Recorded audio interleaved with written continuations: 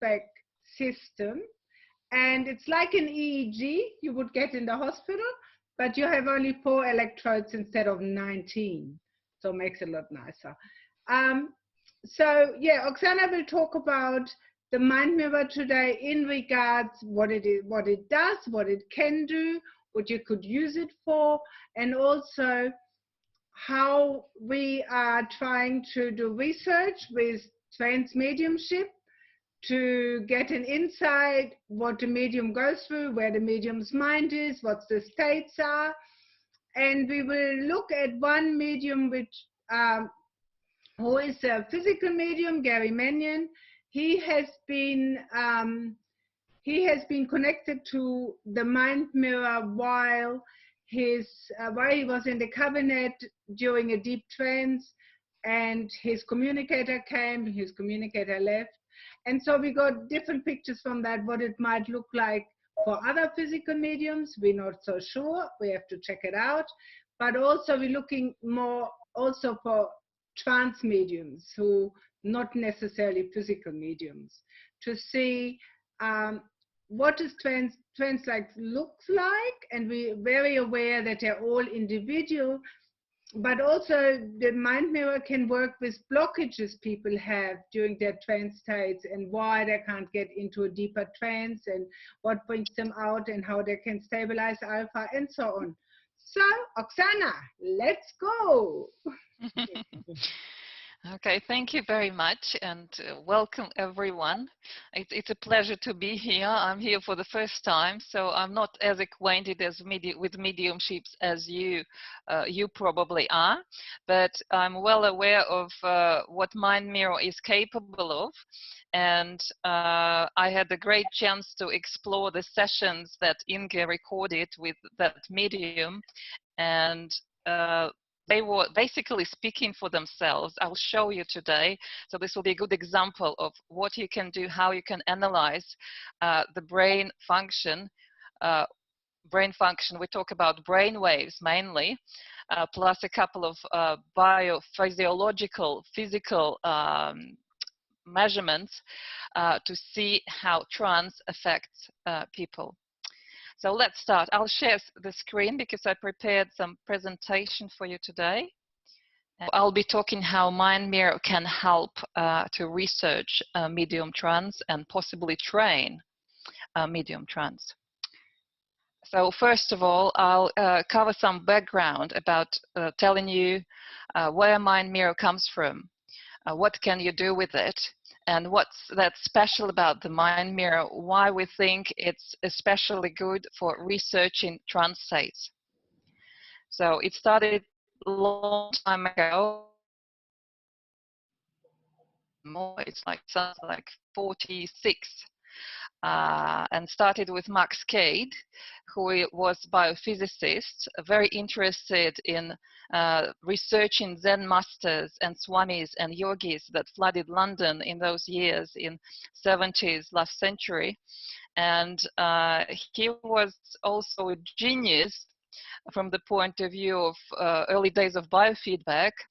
And together with Geoffrey Blundell, they developed an EEG machine that could research the states of consciousness. So before that, EEG was used clinically for researching and treating brain injuries. But Max Cade thought if it can measure brain waves anyway, maybe if he does enough sessions with people who are highly aware about their states of consciousness, about long-term meditators, he would be able to find something in common that they share. And indeed, he did a lot of research. He researched over 4,000 healers, spiritual teachers, and advanced meditators, as well as 300 students that came to his weekly classes. And he discovered an awakened mind pattern, a pattern which was common to all of them. And he called this pattern lucid awareness, where silent brain, silent meditation was coexisting with thought processes. So to make it clear, when we talk about meditation, we think about silent meditation, basically when your thought process is totally off, right? So no thoughts present, you're just deeply inside yourself. And you can find more details about this and his research in the Awakened Mind book that he published in 1979.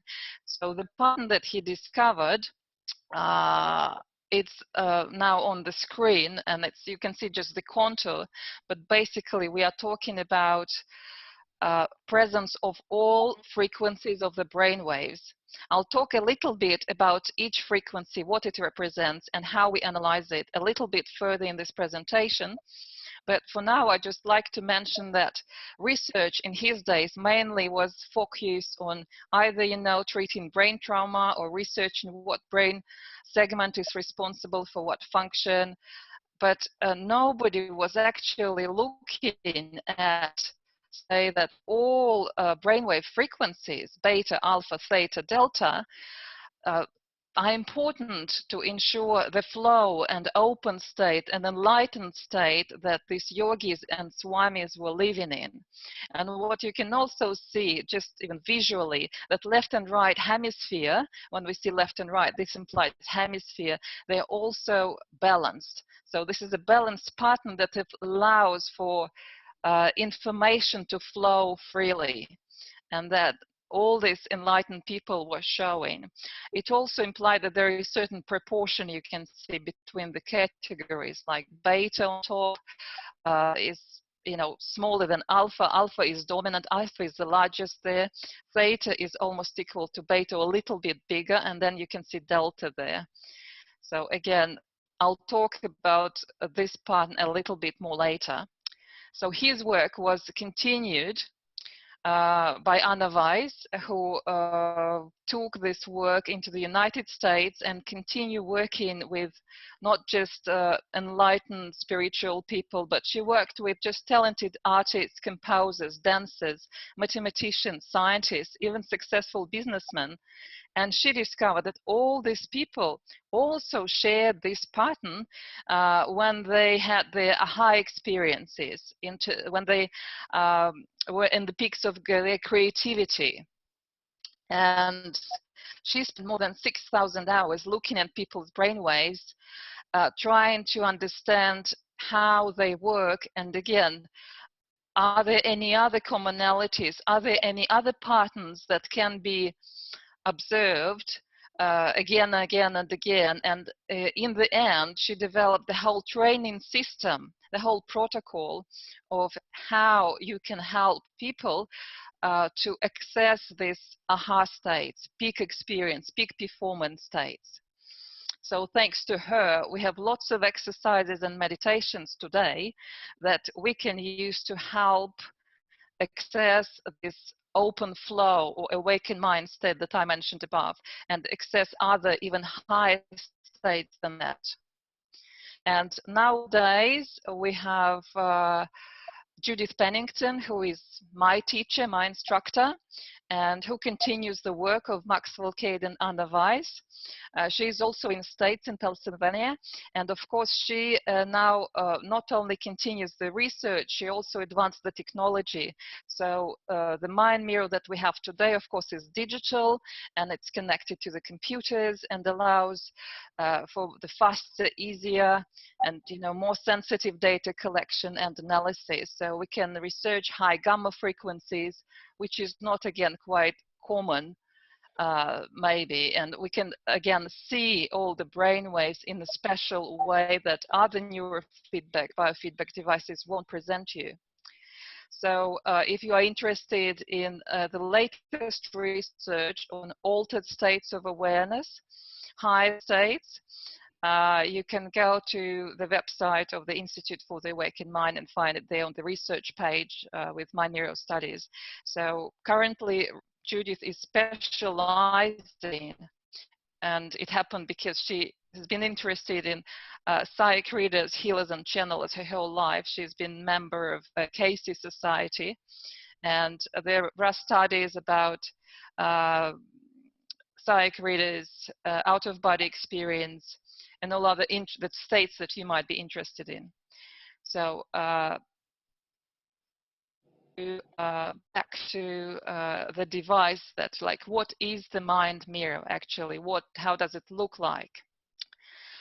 Mind mirror is based on 40 years of research, and these days we can say it's kind of unique state-of-art neurofeedback and biofeedback system. In early days, Max Folcade used EEG separately from other biofeedback devices. He had separate galvanic skin response, and he has separate electromyograph, so temperature meter, everything was separate. Today, all of this can be plugged into one device, and all data will go into Mind Mirror software and analyzed at once.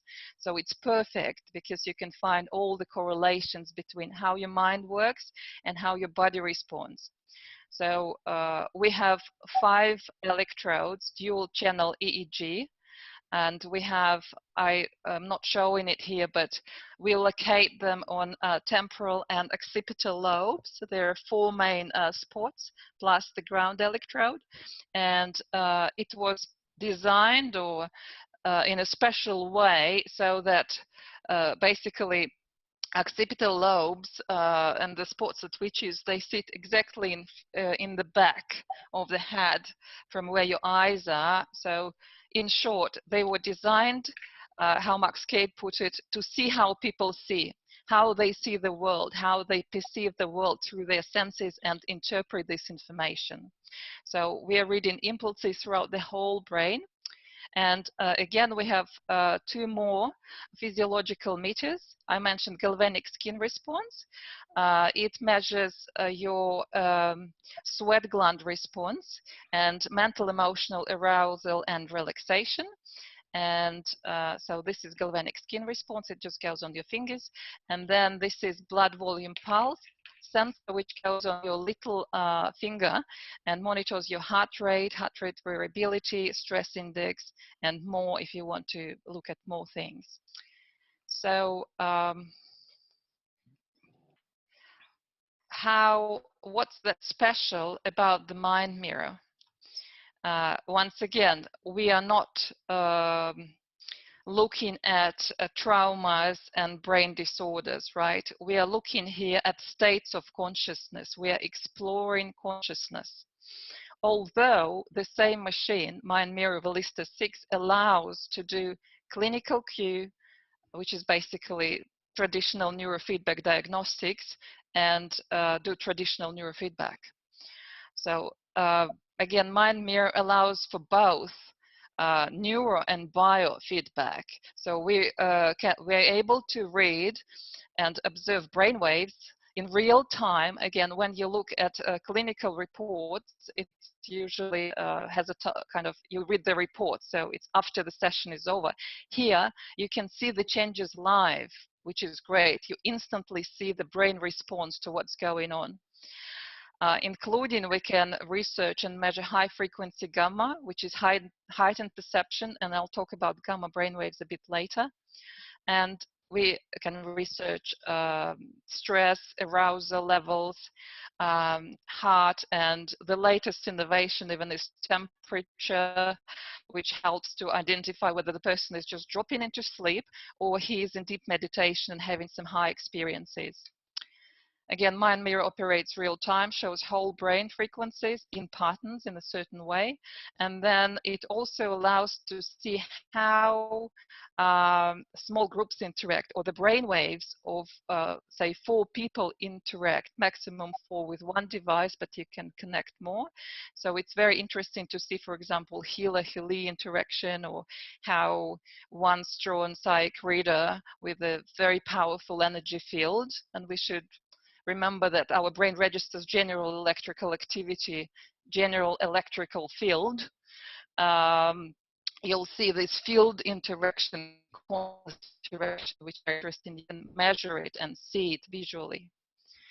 So part 2, I don't know how much you know about brainwaves, but I'll briefly touch them because you'll understand how we interpret data and what is important, what are basically the main instruments of channelers, mediums, from what we know so far.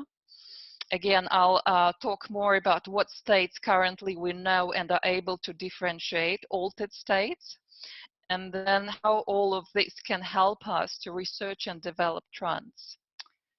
So here is a typical EEG brain frequency chart. And you can see that each brainwave category, again, what is the brainwave? It's the electrical impulse produced by the brain, or in other words, the neurons in our brain, they respond to stimuli, and when they respond, they very often resonate together, creating waves or rhythms of brain activity, this electrical impulse that can be picked. And this electrical impulse can be of different frequency. So like, you know, you have different radio stations that work on FM, like radio stations, your local stations, and AM stations, which basically can transmit to another country. You can get other country radio stations. So similar to that, it's a rough example, but it's the best way to explain it, categories of brainwave activity. So we have beta waves, we have alpha waves, you see they are slower. We have theta waves, and I'll talk in more detail a bit later. And we have delta waves. So the waveform that you see on the screen right now would be typical for the clinical research. We look at these brainwaves slightly differently. So Mind Mirror looks at it not only from like the frequency point. So here you can see frequencies vertically. You can see that the fastest brain waves, again, I can go back and show you beta are the fastest, delta are the slowest. And as you slow down your brainwave categories, you kind of go into deeper or higher states, in more expanded states as well. So we pick brain waves according to these frequencies in bars marked in different color. So say the fastest ones will be depicted in orange and yellow, slower alpha brain waves in green, theta brain waves even slower than that in purple, and delta in or kind of blue. I don't know, the color is different. And more like delta looks more like purple to me. And what you can also see, it's not only frequency measured in hertz, it's also the amplitude. So you can see left hemisphere on the left and right hemisphere on the right, how our hemispheres work, and amplitude measures in microvolts, and how strong these brain waves are. So the key thing here to remember, or I'd like to give an example from music. So you may look at brain waves as different musical tones of different frequency, right? And they differently. So we always have a symphony of brain waves, not just one, but it's like a symphony or an orchestra playing.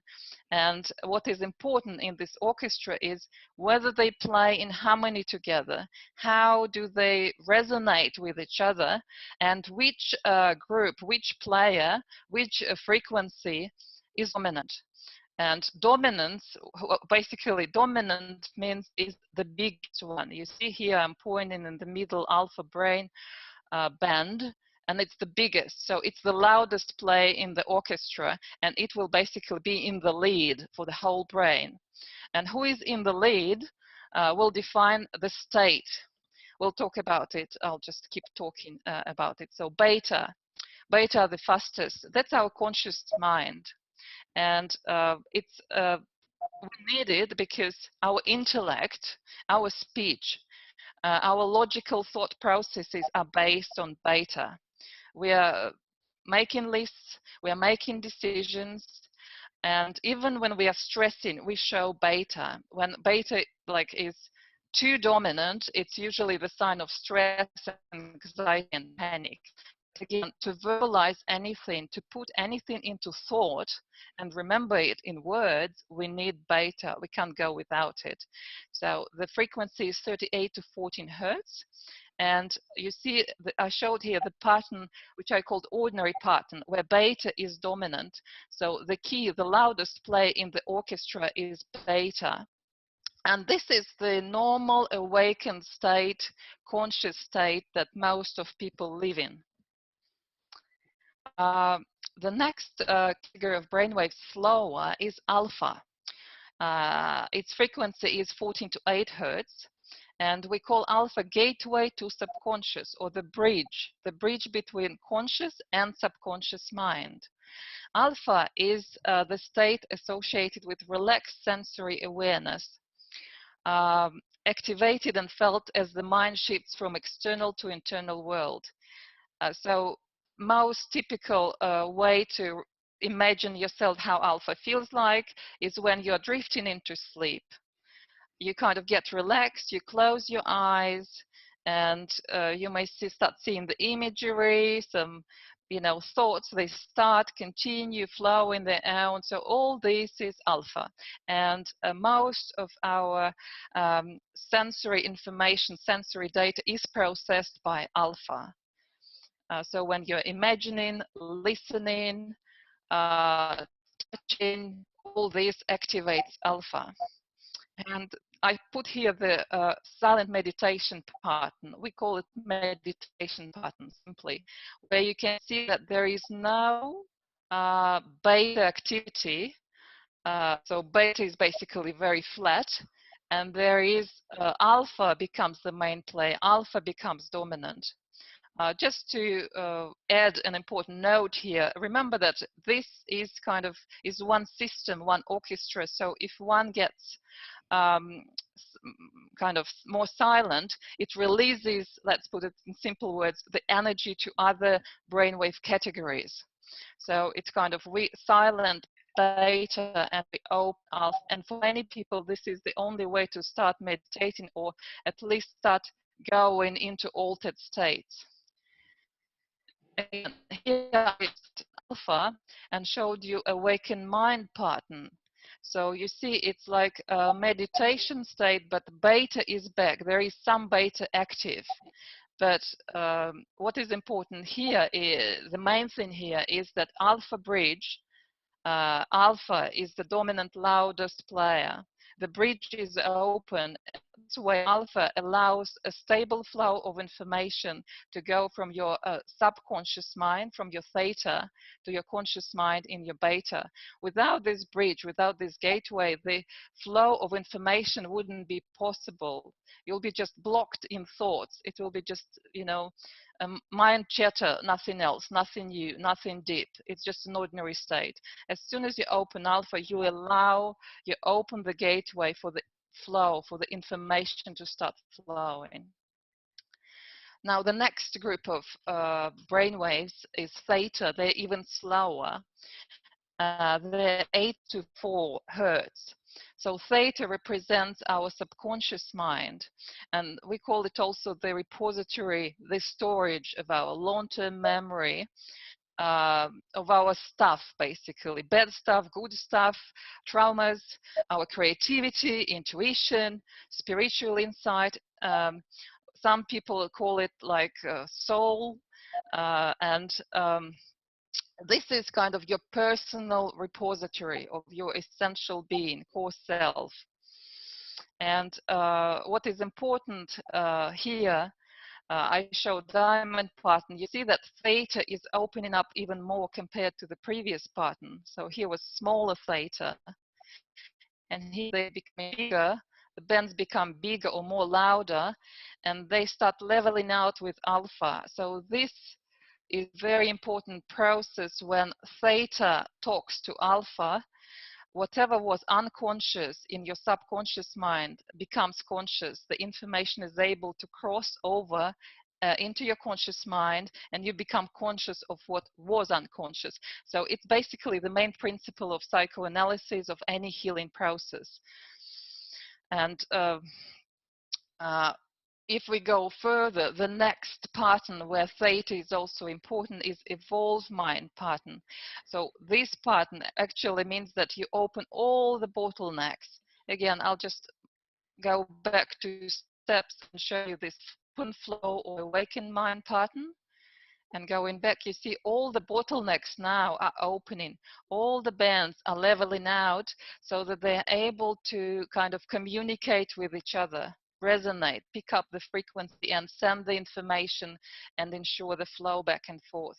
So if our awakened or open flow pattern actually represents active pattern, basically the best your mind can do in the existing circumstances, is perfect for peak performance, businessman making, decision making. So this pattern, Theta, is more passive. It's the pattern of unity. We call it unity, which goes beyond duality and which helps you to settle in a very peaceful, still space, like eternal almost space.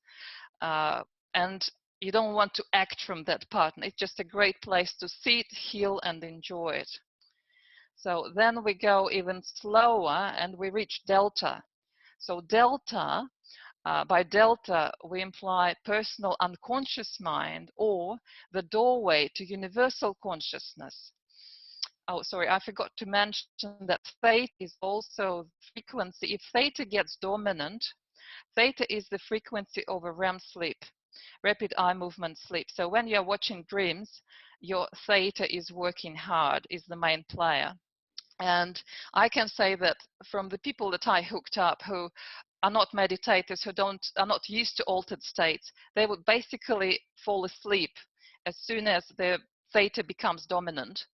But if you are, say, long-term meditator or you're used to trance, you stay awakened. So you kind of, your mind gets access to your subconscious mind without falling asleep. And you allow for the insights, for all the information to flow not only from your subconscious, but as we can see from like delta, to flow from universal consciousness. So without theta, you won't be able to process delta and go deeper. And I also look at delta as like a radar that is, Googling, searching cosmic internet for information, for connection, like trying to tune in and find faraway station to receive information from. So delta is very, very important frequency, and for healers, for psych readers, for channelers. And here I show channeling pattern. So people who channel, they very often will show very strong, very loud delta. Delta will be the dominant player. So it's like a muscle, I think, like healers operate on delta as well. So they have very well developed delta. And you may find it in like Qigong masters, in yogis. And to give you an idea, say an average person will maybe have like 10, 20 amplitude of delta, or none at all, and it's normal. But healer or psych reader or channeler may show 100 or 200 microvolts of delta. So it's like super loud. It's like 10 times higher than an average person.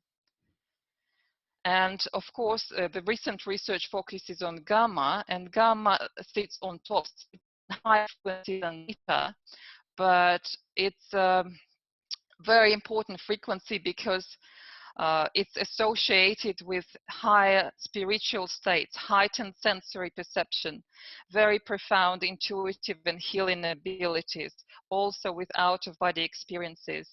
And it's also responsible for forming new neurons in your brain, healing your brain, and bringing coherence. So I often give an example. It's like an upgrade of your processing power, your processor in your individual brain computer.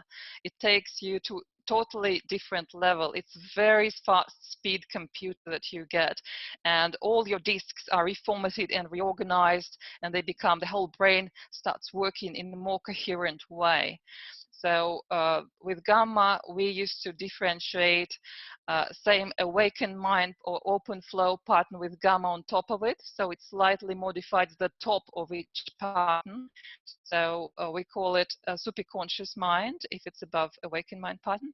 Then we have a universal consciousness pattern if it goes above unity or circular evolved mind pattern.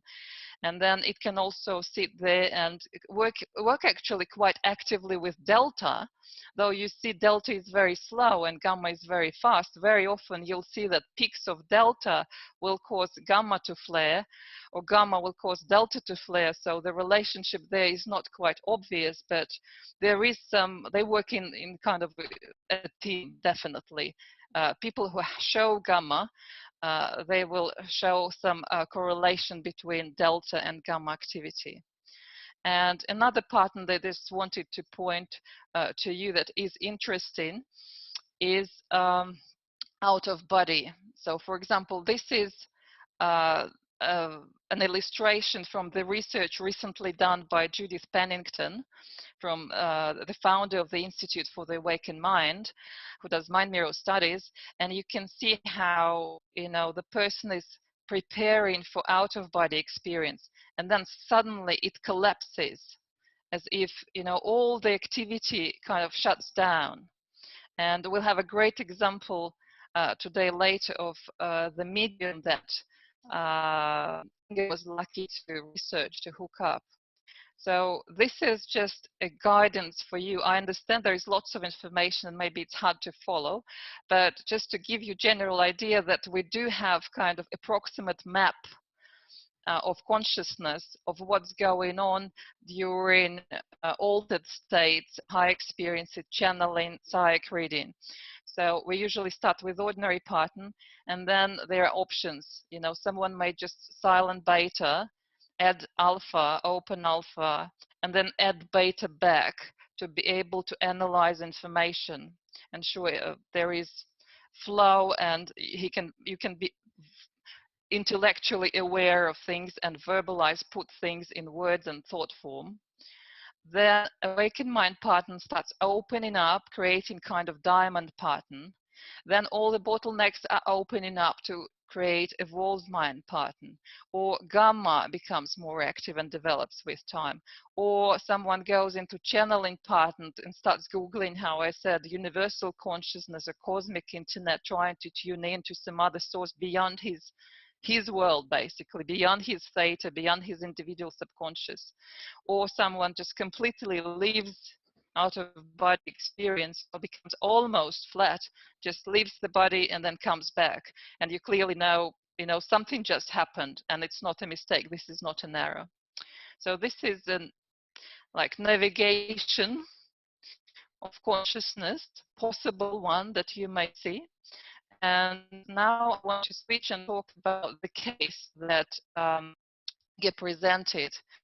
So if you like, you may say a couple of words again about what medium was hooked up, if people know him especially. Yeah, the medium was Gary Mannion. He was doing a session in the cabinet, and his communicators allowed us to try to hook him up and see if they could work with us. And through that session, they also, the communicator came in and we could see delta and theta and then alpha. And he was then speaking to us and he goes, and now you watch how I leave, and then everything collapsed in itself. So it was very interesting. And Andrea, who was taking the readings 2 years ago, was very excited. And I think Oxana also thinks that's a very interesting pattern for a deep trance medium who works as a physical medium with ectoplasm. Okay, let me just illustrate what Inge just said, because it's, you know, words are words, but you can see it with your own eyes. It makes it easier. So let me say that before we start working with anybody, we usually try to collect baseline. By baseline, we mean kind of where you start, your ordinary state of mind, your ordinary state of consciousness. And we collect data for eyes open and eyes closed, because this makes a huge difference. So for Gary, this was his ordinary pattern during baseline, So it's average for this baseline session. And I want to point out a few interesting things here. You're not familiar with reports, but I'll comment and make it easier for you to understand. So this summary plot here with lots of colorful dots basically indicate what are the most powerful or dominant patterns for this particular person. And you can see, so level 1 is the most powerful. It's like 100% of time, say the person is producing awakened mind, or I don't know, delta, generates delta.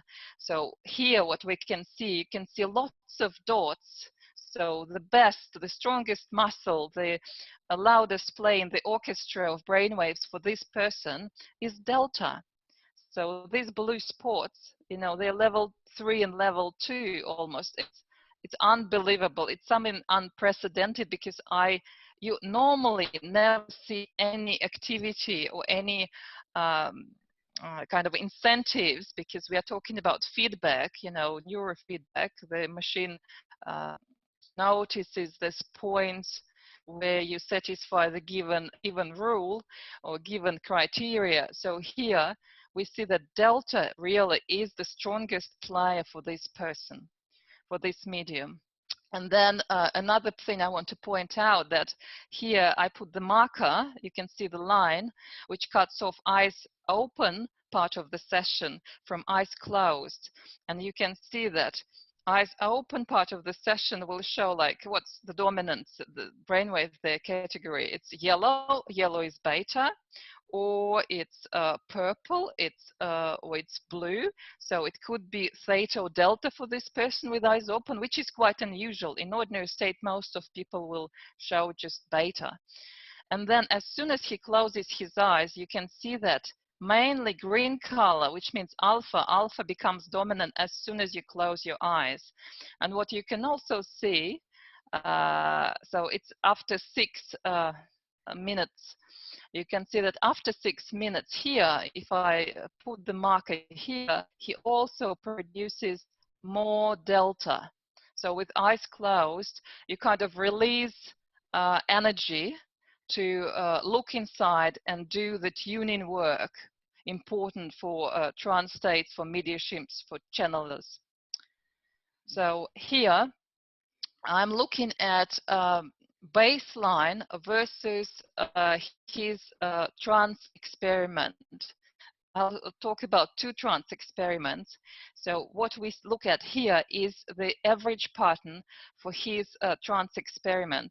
And I should note that this experiment took only 5 minutes, 45 seconds. So in 5 minutes, the average for his 5 minutes would be this pattern, which basically I can say is awakened mind with the gamma on top, and it has unusual presence of delta and theta, like more than average, more than usual, more than for, like you would say, the proportion is bigger than for the average person.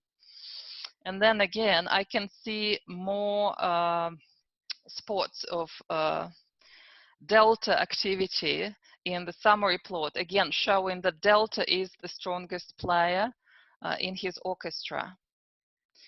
And what is interesting in this session, this experiment 1 that I'm showing you here, I just picked few snapshots, because these brainwave bars, they're constantly moving. And I just wanted to show you approximate dynamics of what's going on when the person is in trance. In this particular case, what do we see? So you can see that we start with dominant beta, which is ordinary pattern. But in his case, he also has lots of delta. As I said before, some people don't have delta at all. It will be very small. In his case, it's very large. And probably it's dominant. It's the loudest player. I forgot to mention that delta sometimes may be also a sign of hypervigilance. It's kind of a nervous person who is constantly scanning the environment, trying to, you know, make sure that he's safe. You know, children who are heavily abused, they have this ability, but I personally believe that they have a gift and they can transform this delta activity into their psycho healing ability. And use it for other purposes than just be nervous if they understand how it works and if they do inner healing work first. So again, in this case, hypervigilance, there wouldn't be much activity in theta. There would be blocked. There would be lots of suppressed stuff in theta to work with and to allow to open this flow that healthy people have, or healers, channelers, which use this delta but in healthy ways. So what you see here, it's like almost straight pattern with lots of alpha activity. Here, it reminds me, it's not even, but it's almost channeling pattern, like channeling pattern has lots of delta and theta looking like a skirt, but there is still alpha open to allow the flow of information. This is very close to circular evolved mind pattern. And then it goes back, so it's dynamic. So throughout this session, he's moving through these patterns back and forth, back and forth. And here, you know, he's in a wonderful unity state, going back to awakened mind or open flow to process information. Then he's searching, his delta opens up and is Googling cosmic internet, searching again, searching. Then alpha opens more to be able to send information up and process it, make it conscious.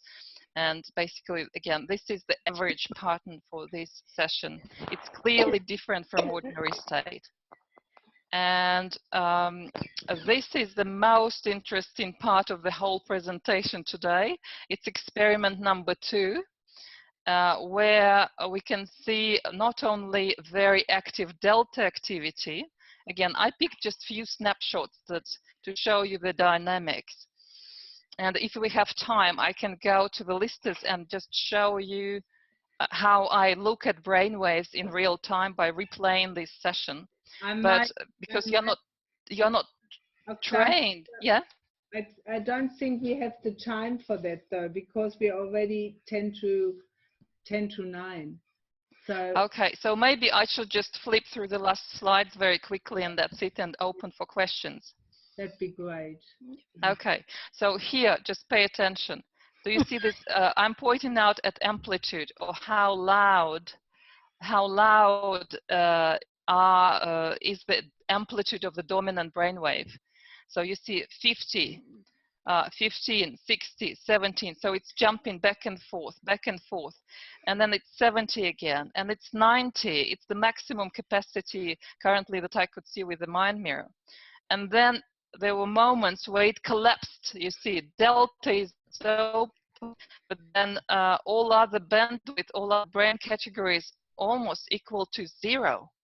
So I explained it or described it to Inga today like, you know, someone just left, but left the door open, the delta, the door to universal consciousness. It's clear. And these green lights indicate that there is no mistake, there's no like artifact, no movement. This is true data. And this is also true because it didn't happen just once, it happened again and again. And then after it collapses, there is activity and someone came back in, look. There is still, you know, activity going on in other brainwave categories. Hey, I'm back, look. Yes, there's still huge delta, the door is still open, but someone is already in. And again, I'm just showing, it's not one incident. Yeah. It happened again and again throughout the session. So it's not a mistake. Again, I'm pointing at green, you know, green lights, which indicate the quality. It's still fine. So there is no mistake there.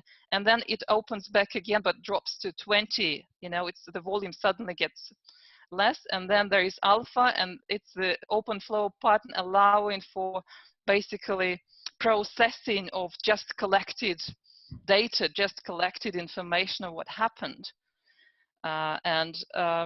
I thought it would be nice to show delta trance. Since this is the loudest speaker, so from here is the marker of the beginning of the experiment. You can see it rolls in waves. It goes up and then rolls back down, and then rolls up and then rolls back down, and then up again, and then up again. So this searches, you know, for the cosmic internet, whatever is going on there. Then this in the previous slide showed the amplitude, the volume, like in music, the volume of delta. When you remember, I showed that all other bands collapsed except delta bands. You can see how they're collapsing. So I excluded delta here. I just put beta, alpha, theta to look at them, and you can see they drop to 0. So when, you know, this experience happened, and it happens again and again and again and again and again, more than once. And then I also collected the data for his pulse rate for the heart, and like, look, is it like the heart almost stopped when he collapsed? Ectoplasm. What was that? Ectoplasm explosion. They released ectoplasm and the heart rate dropped to about 8 beats a minute. I believe that's what it would be. And then GSI's galvanic skin response, which shows arousal, and you can see, like, before the experiment, it's basically flat, and he is calm, and there is no stress. And then you can see the arousal going on with his nervous system. It goes up, and then collapses with the heart, and then goes up again. So since all the data correlates, I can't, you know, say this is a mistake, this is an artifact. This is not an error. This is something that has some validity in it. And to summarize, what we can do, potential mind mirror, if you are interested in researching and developing trance, we can, of course, provide insight and guidance to understanding and development altered states of consciousness with our research, like over 40 years research. We can always identify your signature individual or baseline ordinary pattern, so where you normally are, and identify your individual trance state pattern, what happens to you when you reach trance, and how you develop the dynamics, how do you get there. And we can facilitate or train your entry into trance states through feedback or awareness or training, by providing feedback on what are the most effective relaxation techniques for you to slow down the beta, because it's important to open the bridge to open alpha. Identify your dominant sensory channels and enhancing your perception and tuning in your all sensory channels, actually, which is an important tool for all psych readers and channelers. We can help to identify and transform the blocks that impede development of the state. So this could be, say, hemispheric disbalance. So the brain should be balanced to access these high altered states to basically use maximum of its capacity. And other things as well, say if theta is not opening, if alpha is blocked, the bridge is blocked, we have instruments, exercises and meditations that will help you to work on that and release the block, transform it. And then, of course, we can identify the prerequisites and your individual keys to keeping the channel or information flow open, safe, secure and stable. There are different landmarks, keys for each person. They are unique, some are common, like archetypes. And then, of course, Mind Mirror allows to collect valid statistical data for analysis, systematization, and scientific validation of trance states. So this is basically the end of my presentation. If you'd like to research more, I invite you just to come to our website, Institute for the Awakened Mind, check research there. And here are listed few webinar programs on mediums, healers, and these higher channelers, like patterns that you might be interested in that were recently researched by Judith.